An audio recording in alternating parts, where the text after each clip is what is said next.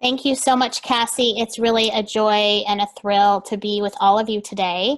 We were going to be doing this in person. I was going to be in Chicago for a business meeting and reached out to Cassie, who I connected with, I guess it was last year when I did a webinar as part of an alumni series, and was really looking forward to meeting with all of you in person. But I'm really thrilled that we were able to do this virtually, and I just want to send out my gratitude to those of you who are joining us today. I know this, like Cassie said, this is a difficult time, and I'm sure that you're kind of managing a whole host of emotions as you're grappling with how to continue your school year. But I'm thankful that you're joining us, and I hope that this session is interesting and informative. And I encourage you to ask as many questions as you would like. And yeah, let me kick it off a little bit with some kind of a brief intro of me and my work and my journey from Northwestern. I graduated from it was not Weinberg when I graduated, but it is now Weinberg, the College of Arts and Sciences in 1999. I was an economics major. And at the time, maybe this is still true, but it was very true back then, we were, as economics majors, all urged to go into finance or consulting. Those were kind of the two biggest options for us at the time. And it was clear to me, having done some internships in high school and college, that I wanted to go into finance. It was kind of a no-brainer. I just had this vision of myself as like a very powerful, investment banker, traveling the world and making all this money and doing this amazing work. And so it was just obvious that that's the path I was going to take. So I went through the process of interviewing and doing all of the in-person on-campus interviews and traveling to New York to do the interviews with the typical McKinseys and the Goldmans, et cetera. And I had been an intern for Goldman, figured it was in the bag. I'm going to be working for Goldman. My career is set. Well, that's not how it happened. I did not get an offer from Goldman, nor did I get an offer from really any other of the big financial or investment firms or consulting companies. I did get an offer from a company called ABN AMRO, which still exists in various forms. It's now LaSalle Bank in Chicago. It was even then. It's owned by Rabobank now in Europe, and it was a Dutch investment bank that had a pretty strong presence in Chicago because of LaSalle.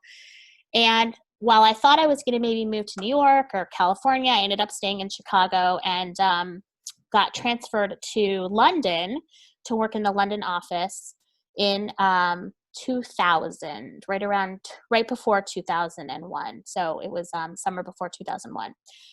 Well, this was right before 9/11. And so I was on the trading floor. I was a corporate bond originator, liking my job, not loving it, but kind of enjoying the lifestyle that comes with being a investment banker working on the fixed income side. And 9/11 happened. And I wasn't quite sure how my career would kind of take off from that experience. But let's put it this way: having had that experience, living thousands of miles from home, thinking that at one point we were told we had to evacuate our offices in London. They thought that we were at risk from having some pretty significant violence. So it was really terrifying as a young person to be living in this kind of, foreign place. Even though England, they speak English, it was still very far from home. And I thought, you know what, this isn't for me. This isn't what I want with my life. And I had been raised to think about the world as not just being about me, not just being about what I want or what I need. I knew that there was a bigger view, a global view in mind for me and my career. So I spent a lot of time thinking through what that meant, and quit my job and said, you know what, I think there is a bigger world here that I need to explore. And I did some traveling and realized that not only is the planet incredibly in need of support, and at the time, right after 9/11, the planet was really suffering from hatred and violence, terrible things going on to women and children and people of, kind of impoverished means. And it bothered me. And I knew that there was a role that I had to play. I didn't know what it was, but I knew that there was a role that I had to play to make that better. And the only way that I was going to figure that out was to go back to school. So my husband, then boyfriend at the time, is from South Carolina, and he was in law school down in South Carolina. So I went to graduate school down there, and they have a really wonderful international business program. If you're even thinking about international economics or international business, I highly recommend Darla more. Very different environment than a Kellogg school, for example. Kellogg is very management consulting heavy, or at least was when I was looking at grad schools. Darla Moore was very focused on international issues and particularly development economics, which is what I ended up going into. So I spent a couple years down there, very different environment, obviously, than having lived in London and traveling the world. I was in Columbia, South Carolina. I'm originally from Ohio, so it was a bit of a cultural adjustment, but it allowed me to just kind of take a pause and slow down and figure out, what do I want to do with my life? How do I want to give back in this way that, has been nagging me and forcing me to think about this place in the world that I occupy? And with that program came an opportunity to apply for, at the time, I don't think this program exists anymore, so this was 2002 or 2003, this Presidential Management Fellows Program. And the program allowed you to rotate through government agencies here in Washington. I live in Arlington, Virginia, just outside of Washington. And it was almost like a training program for people who thought that policy might be an option for them, which at the time I really wasn't quite sure, right? So finance wasn't what I needed to be doing to make a difference in the world. I knew that there was something nagging at me, that I needed to make a change in my career path.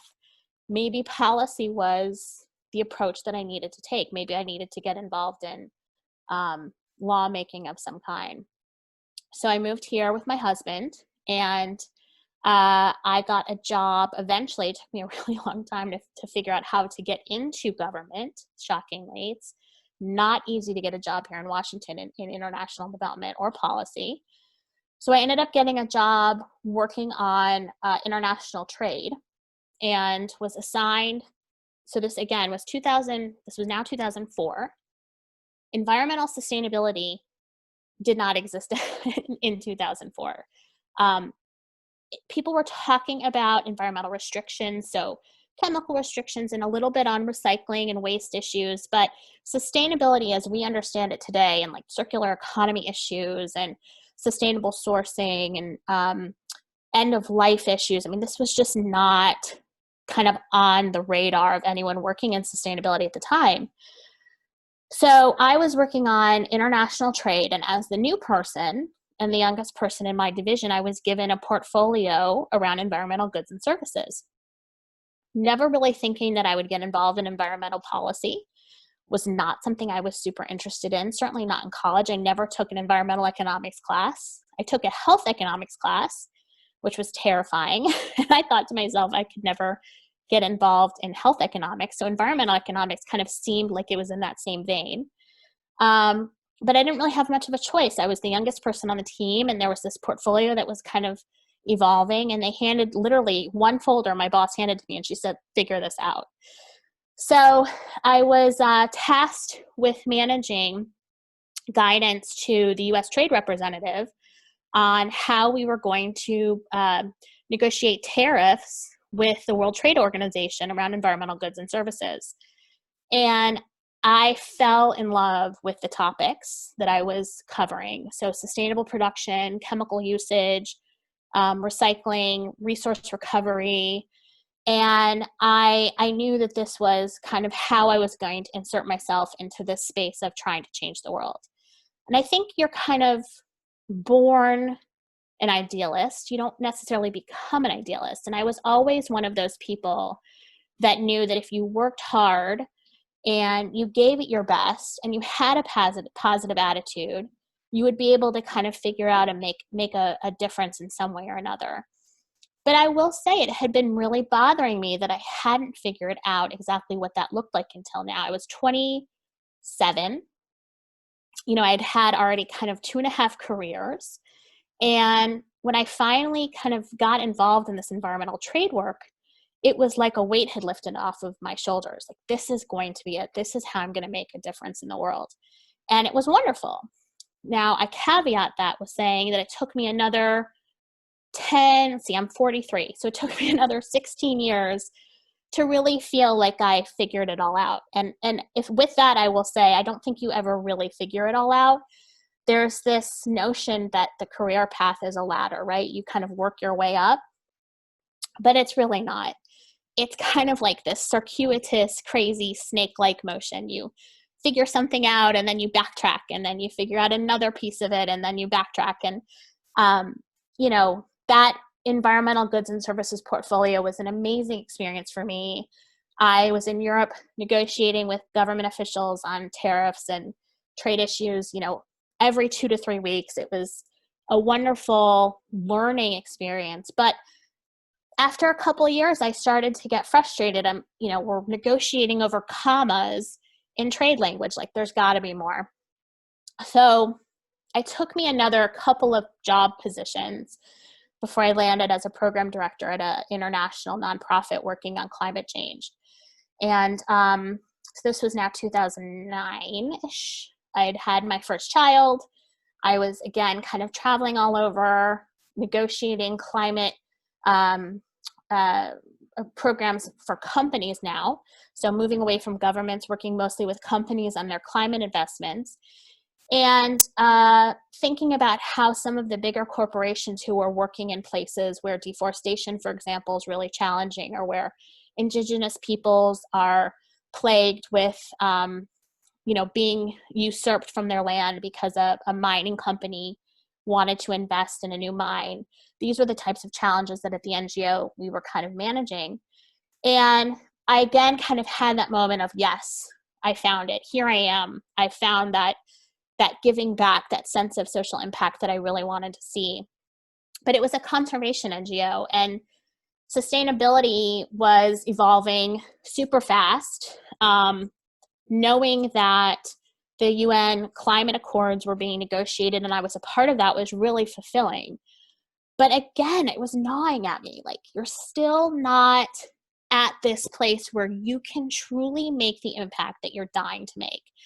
And that gnawing sensation was because my organization was held back by relying upon funding that came out from outside sources. So we were hawking our services. We were hawking ourselves as technical advisors to donors and to governments and to companies who would fund us. And it didn't feel right. I just didn't like that feeling. And at the same time, we were talking a lot about collaboration and partnership and how are we going to all work together to solve these really big challenges like climate and access to clean water and health and gender equity. And I had several moments where I was working with companies on some of their bigger social impact and sustainability issues, when it occurred to me that the conversation needed not just be between me as an NGO representative and them as a big company, but between them and their competitors, between them and those who are working in places where they need to be changing their practices.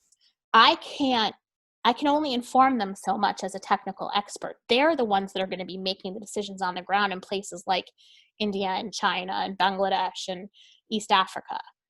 So, among other reasons, I decided that it was enough, that I was kind of done taking cues from organizations that, weren't kind of jiving with my feelings of needing to really kind of force that sense of impact and change. And I quit. I literally walked into my boss's office one day and said, I'm done. I've got to figure this out. And that was in October of 2013. And I gave them 60 days. I said, let me kind of wrap up my program. I've got 60 days. And I started my own company called Connective Impact. So that was in 2014, I started Connective Impact. We are a partnership strategy company. So what we do is we work with all of the big companies and increasingly with social enterprises who have really innovative ways of working with communities all over the world to work with each other in collaboration. So we help companies work with other companies that are either competitors or collaborators. We help companies work with governments. We help companies find NGO partners, and vice versa. And it's been probably the thrill of my life, besides having children, to watch this company grow and evolve. So that's kind of a very long way of telling you about my career journey, which has been incredibly multifaceted. And as you're going through what you're going through, which I definitely want to hear about, I'd love to hear your thoughts on how COVID's affecting you as undergraduates trying to determine what your path should look like. I will say that having gone through the circuitous route that I went through, taking a pause and using times like this to figure out, like, am I going in the right direction? Am I giving back to the world the way I want to give back? Am I doing kind of the impactful work that I want to do? I mean, it's really important and useful, and it's forcing me as a business owner to do the same for my business, because COVID has really paused a lot of how my clients are working. They're in emergency mode. They're trying to figure out how to kind of manage communities in rural parts of the world who don't have access to clean water to wash their hands, or don't have basic medicines, or don't have, access to clean food, clean and healthy food. So my clients aren't able to think longer term right now about sustainability and investing. They're thinking about like urgent, like pardon my French, getting shit done kind of stuff. So as an advisor, we're having to take a little bit of a step back and just pausing and helping them stay kind of on track with some of those emergency needs. So that's my story. I'm really thrilled to share it with you. I will say that, if you want to learn more about the work that I do, it's at connectiveimpact.com, and I can put it in the chat box. But I will pause my kind of diatribe and open it up, because I would love to hear from some of you about kind of how this is affecting you, or what you're thinking about in terms of making a difference given COVID, or before COVID even, and of course answer any questions that you might have. Yeah, absolutely, Joanne. Thanks so much for sharing more about your story. And I would just reiterate what Joanne had mentioned. Like, we'd love to hear from you all. If you want to send in thoughts through the chat, I can call on you to share some of how this is impacting your thoughts on careers, or just how you're responding to it. And also we can take some questions as well. So we'll start, Joanne, with a question as we wait for some folks to send in questions. And I'm curious, you mentioned in college, your time back at Northwestern, you mentioned an internship that kind of led you towards that banking route. Can you tell us a little bit more about some of your other experiences, whether it be coursework or, other internships or whatever it may have been, that helped you explore your career path, which obviously shifted and evolved as you went. But what did you do in college that helped you with that? Yeah, no, that's a great question. So as an econ major, I spent a good bulk of my time taking sorry, somebody's trying to FaceTime me.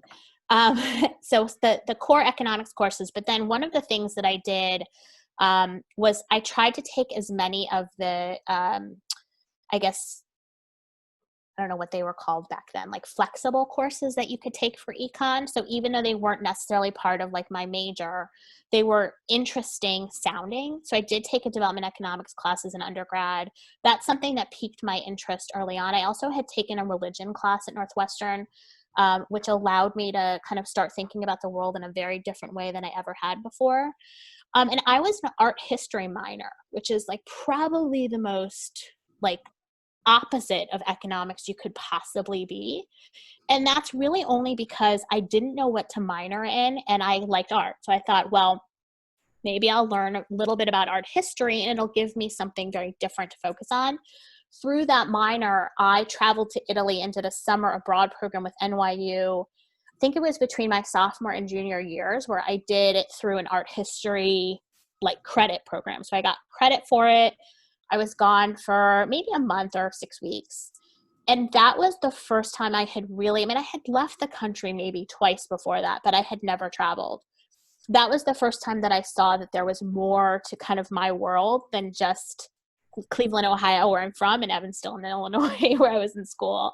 So it gave me a much more worldly view, and I became hooked. Like once I traveled to Italy, I knew that I was going to be a world traveler, and that worldview absolutely had a huge influence on my career from there forward.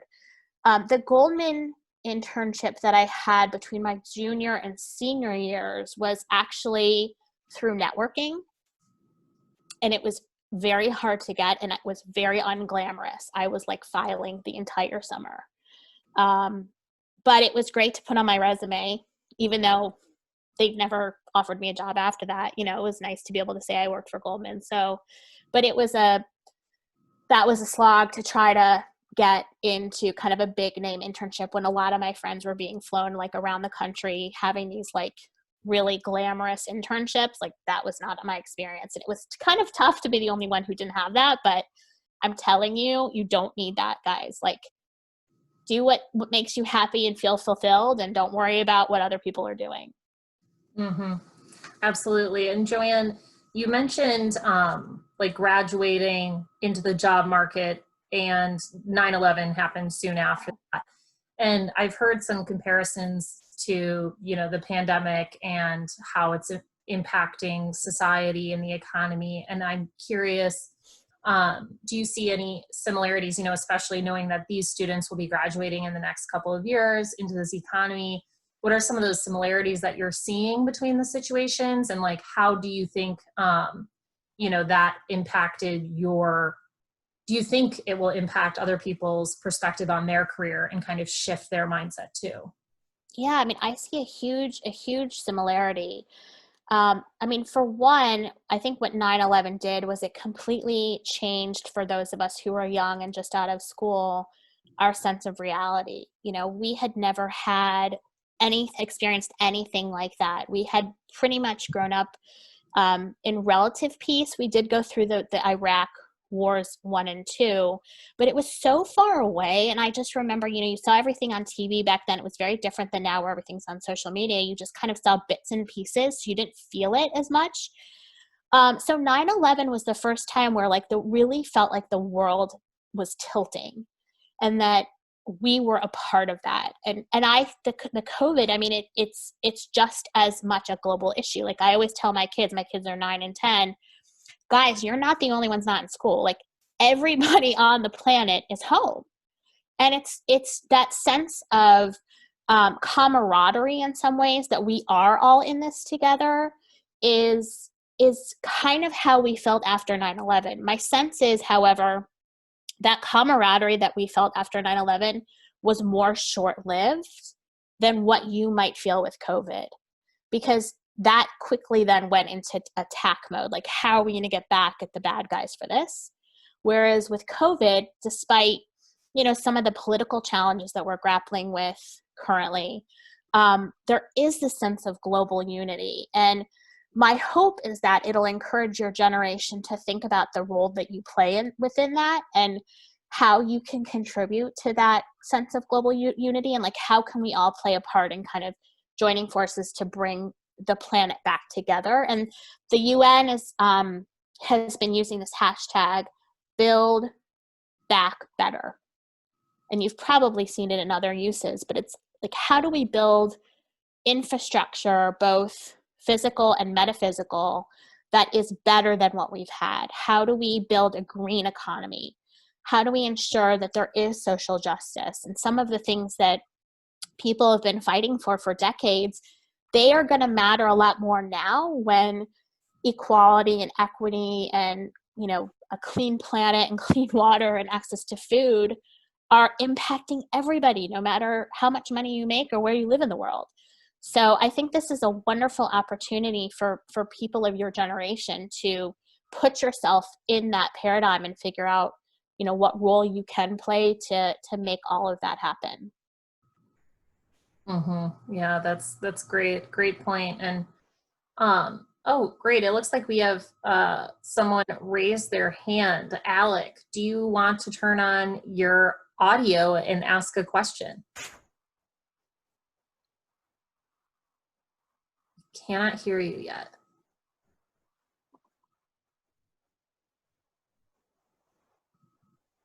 We can't hear you yet either. Do you have headphones, Alec? Maybe that would work. Or type it in and I can ask it. And while Alec is typing in his question, we did have a question come in through my chat from Amos, and he was asking, in terms of starting your own organization, are you glad you had a multifaceted career and returned to school before getting to that point? Or does part of you wish you had started that particular venture earlier? Yeah, that's an excellent question. There is no chance I would have started Connective Impact at age 25. I mean, I would never have even known what I would have wanted to do with my own company. So my father is an entrepreneur. My father-in-law runs his own business, and in seeing people around me manage the highs and lows of being an entrepreneur, I was intrigued by it from the beginning. But it was never on my radar, and I would never have imagined it. And I think you have to have a level of confidence that I didn't have yet, and of worldview that I didn't have yet. The other thing I'll say, and a lot I really think social media has changed this considerably, but at the time when we didn't have Twitter, we didn't have Instagram and all these amazing innovations that I think, are like life-changing in so many ways. My network, I had to build my network. And it takes a lot longer to build your network off of social media than it does on social media. So it took me that 10, 15 years to build that network, which has been critical for my company. Mm-hmm. Absolutely. But wait, let me just add one other thing, actually, because I don't want you to think that I'm saying if you have an interest in starting your own company, don't do it. Because I have met so many amazing young entrepreneurs over the last few years who are freaking brilliant and have amazing creative ideas. And I feed off of that energy so much as an older entrepreneur who has kind of been through the ranks. And I truly believe that if you have something that's calling you and you're a little bit afraid, like, should I try it? Should I not? Try it.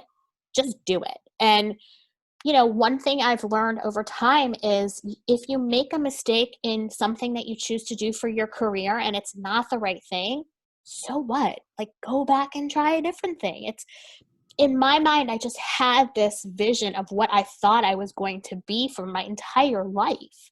This investment banker, powerful woman. And it was so not what I ended up being. And I'm like so fine with that. So definitely try it if you're even thinking about it. And it's an amazing life to be an entrepreneur. It is scary as hell and very, very volatile, but amazing too at the same time. Yeah, that's great, Joanne. I love that. The different examples of how it worked out for you, building these relationships, but also the encouragement if people have ideas earlier to go for it. I love that. Totally go for it. And I'm curious, you mentioned through your story talking about how I think it was environmental development wasn't really a thing, back 15 years ago. And I'm curious what you think might not be a thing now that these students on this call might be working on in the next 5 or 10 or 15 years. Like, what's on the horizon for this industry? Yeah, such a good question. AI is what I keep hearing a ton about. And I will be honest, I don't exactly know what that means or how it's going to manifest itself in sustainability. But this idea of like virtual worlds and how do we craft kind of the future that we want through AI and through like virtual design and then make it become a reality. I think that could be somewhat of a trend. Robotics and utilizing equipment that have like a robotics technology. And again, I have no idea what I'm talking about in terms of robotics, but how do we use machines to kind of craft this future like city or country? But then I say all that, and because I've spent a lot of time in developing countries, developing countries can leapfrog quite quickly. And so, for example, access to my graduate thesis was in how information flows affect GDP per capita. So at the time, I was evaluating telephone lines and how developing countries were utilizing telephone to advance their GDP. Okay, this was like not that long ago, it was 2003. But like we've leapfrogged that completely. So now everyone has access to cell phones. Like there wasn't even an issue of phone lines, they just leapfrogged all that. So this idea of leapfrogging is real. And even that, like when you go visit some of the most remote, poor places in the world, they do not have toilets, they don't have running water, they live in shacks, they all have mobile phones. So how are we going to use mobile technology? And that's coming up for COVID. In fact, I'm hosting a webinar tomorrow with an organization that's using mobile technology to ensure farmers all over the world are receiving fertilizer and other types of inputs at their door through their cell phone. And these are people that, like I said, don't even have running water to wash their hands. So like COVID is maybe challenging them in some ways, but it's bringing them an opportunity in others. And I think that's really remarkable. And you're going to see a lot of that happen. There's an organization called Give Directly, who I think is doing really cool stuff with COVID. They just give out like dollar value donations to people who are struggling, and they work all over the world. And I hosted a webinar with them, and they were talking about how, utilizing GPS coordinates allow them to know kind of who's in data analytics allow them to know exactly who's struggling most during COVID, working together with on-the-ground partners, and they would never be able to know without these GPS programs. So seeing the melding of technology innovation and social impact sustainability is what I think is going to kind of help us get out of COVID, but also stay resilient in the future. Mm-hmm. Yeah, that's so interesting. And it'll be really interesting to see how that evolves, quickly through this global health crisis, but, into the future beyond. Yeah. And so Alec wrote in his question, and he said, I'm in a similar spot as Joanne was, that he's a senior who's planning to go into investment banking after graduation, but finds himself wanting to enact real change and impact, mirroring your sentiments. And his first question is about how to help in regard to like education. What doors open to those econ majors without a master's degree? So that's a tough one. I live in Washington, D.C., and I will tell you that I would probably have to guess 99% of the people I come in contact with have a graduate degree. And it does seem like it's become kind of the new undergraduate degree. Like you almost have to have a graduate degree to get an in on some of these entry-level positions. And I say that having gone through hiring processes where I was hiring staff and we had to have a master's degree as a prerequisite. That said, there are plenty of opportunities to dabble with an undergraduate degree and try new things before you go back to school or before you get some sort of master's. And I highly recommend that, whether it's it may end up being like as an intern. It may end up being a little bit like nowadays, a lot is going to be pro bono, sadly. But I know there are programs where you can apply for grants to work pro bono and kind of get those experiences. There's an organization called Atlas Corps, I think I'm pronouncing that right, that brings people with expertise into into companies to get them used to like a new sector or new set of skills. And for every Atlas Corps, there's like another organization that's similar. So there are those type of programs where you can spend 6 months or 3 months getting new skills or learning new programs. I have to say that a master's degree is really important, or some sort of graduate degree. But what's so cool is like now you can get graduate degrees pretty easily through these online programs, or like at night. I mean, I remember everyone I knew got like their EMBA from Kellogg back in the day. I ended up going to school full time because I didn't really know what the heck I was going to do. So it gave me something to do. But yeah, I think taking some time, figuring out what direction you want to go, and then going back to school is really a great idea. I wouldn't jump right into a graduate program, if that answers your question. Yeah, that's really helpful, Joanne. Thanks for answering that question, and definitely helpful to get some examples of ways to, get grants and things like that to work pro bono or whatever it may be as their next step. And I know you mentioned, you talked about AI and technology and building back better, and I'm curious how this is playing out in your mindset at Connective Impact and how you see your organization building back better after COVID. Yeah, so we're a B Corp. If you're familiar with the B Corp community, we are companies who essentially vie for the triple bottom line. So social, environmental, and economic impact in everything we do. And with that comes a series of indicators and qualifiers that as a company you have to continuously try to meet.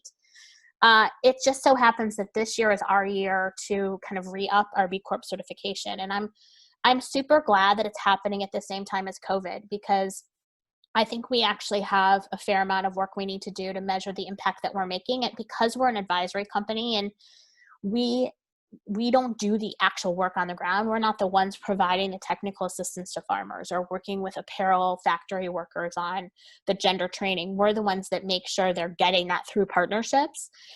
It's hard to know what that direct impact looks like. And so one of my goals has always been, how do you measure impact in such a way that it's meaningful, realistic, and something that, you can be proud of? And as a B Corp, that's actually something that you have to do. You have to show what your impact is. And the first time we went through the certification, we were able to kind of piece together some data, but I truly believe as a B Corp and as a service-based business and as a business that's about changing the world for the better, we need to be much more intentional about how we measure our impact and how we show that the work that we're doing is really making a difference. So that for me is a real big priority after COVID or during COVID. We've had to shift a lot of our services. So one of the things we do with our clients is what we call roadshows. And I actually took that from my investment banking days, where you take an institutional investor around and try to sell their bonds. Now what I'm doing is taking social impact organizations around or mission-driven companies around and selling their goods or their services to partners or to donors. So we do a lot of roadshows here in Washington with the agencies here in DC. And with NGOs. We do roadshows all over the world. Actually, we've done them in Europe and Africa and South America. And so we've had to take all of those virtual, which is challenging. But it's kind of awesome. Like I'm thinking to myself, how do we do this permanently? It actually allows us to be much more dynamic in how we set up meetings and how we get the right people in the room, and people don't have as much of an excuse to not kind of meet with us because they're sitting at home. So it's been interesting to see the level of attention around the work that Connective Impact does as we're trying to pivot given COVID.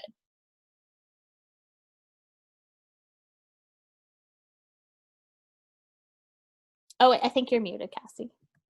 I'm muted. I got my notification. I like it. Thanks. And it's interesting you're talking about impact, because I was thinking, your organization does so many different things, which is amazing. You have all of these different issues that you've mentioned that you're working towards with climate change and water security and food, and all of these different aspects. How are you navigating making impact in all of those various areas? I know you said that it's like a constant challenge on figuring out how you're measuring your impact. Yeah. But I'm curious, since you have so many different areas that you're covering, how you navigate those, the breadth of what you're doing. Yeah, so I rely very heavily on the UN Sustainable Development Goals as kind of our guide for how we track the work that we're doing. So many of you are probably familiar with them, the 17 goals. Excuse me. Number 17 is about partnerships and creating effective partnerships to deliver the UN Sustainable Development Goals. So number 17 is the most critical. But within those 17 goals, there are probably about half that are most relevant to the work that we do with our clients. So within each of those goals, there are key performance indicators, and actually B Corp has brought the SDGs into their measuring system. So when we go through our recertification process, we'll be relying upon those key performance indicators. And I'll be honest, I actually haven't looked at them in a while, and I probably should, but that's kind of how we're going to be measuring the work that we're doing, is according to all of those KPIs. And I think for each goal, there's something like 6 to 8 targets. And it's not realistic that our work is going to cover all of them, maybe like 10 or 20% max. And it's going to be limited. Like, we may have one client right now working, actually we do, we have one client working on gender in coffee communities, coffee, tea, and cocoa communities. So gender education, gender training. And so that might cover one element of a gender KPI, but it's not going to cover all. So, you know, we're still a small company, and it's different for us than it is for, like, you know, Hershey's, who I know is actually measuring their impact according to all of the SDGs. That's going to be a very different undertaking for them, as they're trying to figure out, should they be B Corp certified, or should they just kind of track their impact as a sustainable business. I mentioned Hershey's because I have some good friends that work there, and I profiled them in my second book. It's called Purposeful Profits, and it's about businesses and how they're thinking about measuring their sustainability activities. And Hershey's is one of those companies. It's iconic. It's American. And I think people are surprised to know how much work they're doing around sustainability. So that's another kind of point that, you know, I would make, is as you're thinking about where you might want to work, definitely dig into what the companies are doing, and don't just pay lip service to what you're hearing about them in the news. There's actually quite a lot going on behind the scenes that's pretty impressive. And if I may, Cassie, can I turn it around a little bit and ask if folks on the call could or would want to share with me a little bit about what they're thinking about kind of post-COVID, or, you know, how they see the world, if they're willing to share with me kind of shift given COVID? Yeah, definitely. And we have a few more questions that have come in, and I know Jack raised his hand, so I'd love to on him. And Jack, if you are willing to also share how COVID is impacting your perspective, we'd love to hear it, and also potentially your question. Yeah, sure. I can start with your question, Joanne, about how I think it might be affecting it. Kind of relates to what you were talking about earlier, as far as how some of your partners are having trouble looking in like the long term when working with sustainability. Can you guys hear me? Yeah. Okay.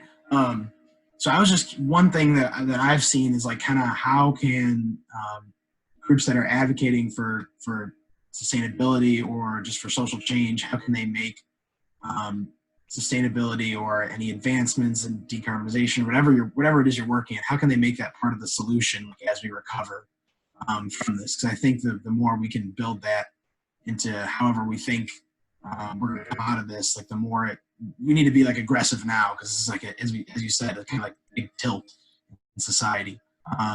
And the question I had, which kind of relates but kind of doesn't, it was just more towards your experience going into entrepreneurship, was it seems like you've bounced around between a lot of different roles and different industries. And I was just curious, I'm sure there were some experiences that you had where at the time they didn't seem like something you were interested in or something that was really valuable, but now that you've started your company, you've turned around and said, you know, that was actually something that's really helped me. So I was just curious if there was any experiences like that you could point to that you were glad you did, but didn't seem like the best for you at the time, or if there's anything that you would have spent a little more time doing when you were younger that has really come and helped you right now. Wow, that's an excellent question. First of all, I really love your point about companies building kind of that sustainable mindset into their solutions. And I'm glad to hear you say that, because for sure, I think that's what's on the mind of companies today, is how do they design kind of the future that they both want to be a part of and that they want to lead. So thank you for that. As to your question, let me tackle the first part first. So I was a lobbyist. So I came back to Washington. I worked for the government. And then, as most government employees do, you go over and become a lobbyist. It's like what you do here in Washington. and I was actually a lobbyist for the tech industry, and I was doing environmental policy and sustainability for the tech industry. And again, I kind of thought that's what I had to do. And so I did it and I enjoyed it, but it really wasn't what I thought it was going to be. But in retrospect, it was helpful in that I learned a lot about how the policy environment works. I made some great connections, which is helping me now. As I was talking about the roadshows, for example, one of the things that I often have to do is travel around and introduce my clients to people within the government. And both having worked in the government and then becoming a lobbyist, it allowed me to make some really strong connections that have evolved over time. I don't think I would have known enough about how laws are made and rules are set had I not been in that position. What I wish that I had done a little bit more of when I was younger, it's a really good question. I don't know if I have a great answer. I guess the only thing I might say is I would have taken more advantage of the learning that was in front of me. So I was in school, I was at Northwestern, and like most people, I kind of petered out as I got older. Like you get into senior year and you're kind of like, I'm just going to take a couple classes and ride it out. If I had known kind of what I missed, I would have taken advantage more of just like the optional learning that I could have had, and maybe taken just a couple of classes just for the heck of it, just to kind of have an experience and learn some more.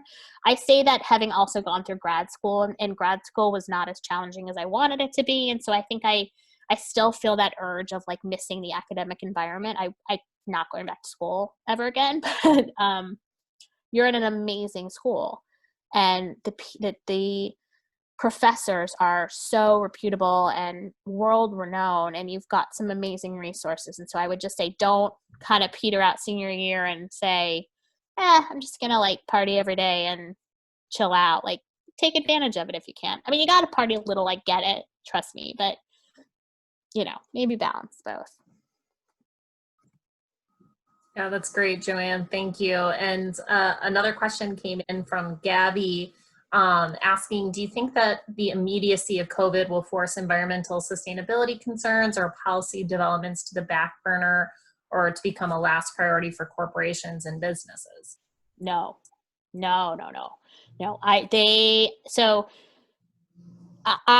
I think companies are further along than we know. I know that some of the companies that I deal with on a regular basis are further along than they are telling people or telling the public. And generally speaking, corporations have to be able to incorporate environmental mechanisms and policies in a much faster rate in order to compete. So I think COVID is probably making that more of a priority for them and less of a priority, because competition is taking on a completely different meaning given COVID. But you'll see, companies like J.Crew and Neiman Marcus, like they're filing for bankruptcy. They're going to have to figure out what their 2.0 version looks like. And is that going to mean for like an apparel company being a sustainable? Are they going to become more sustainable? Are they going to come up with some sort of innovation that puts them, in front of others? Maybe that's their 2.0. And in having met with corporate leaders over the years, I know that that's what they're thinking about. They're trying to figure out how sustainability and social impact can really leapfrog them into those leadership positions. Yeah, that's really optimistic, and definitely appreciate that perspective.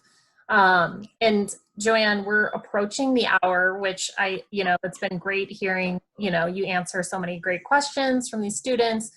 And my last question for you is really around advice that you have for them, advice you have for young people pursuing work in sustainability in general, but also, some of these seniors who are graduating into the field of this, if there's any specific advice for those students too.